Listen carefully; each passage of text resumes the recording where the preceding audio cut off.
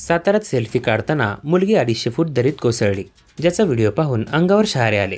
काय आहे नेमकं प्रकरण ते जाणून घेण्यापूर्वी चॅनलला सबस्क्राइब करायला विसरू नका।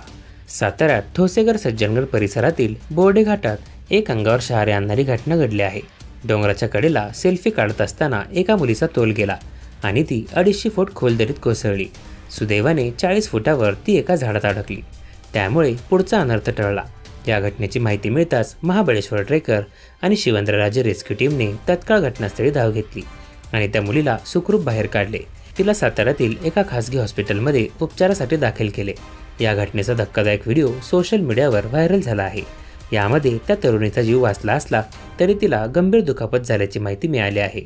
या भागात संततधार पाऊस सुरू असल्याने जमीन अतिशय निसरडी झाली आहे, त्यामुळे ही घटना घडली। ठोसेघर सज्जनगड परिसर निसर्ग सौंदर्याने नटलेला आहे आणि सध्या पावसाच्या सरी कोसळत असल्याने अनेक पर्यटक इथे येतात।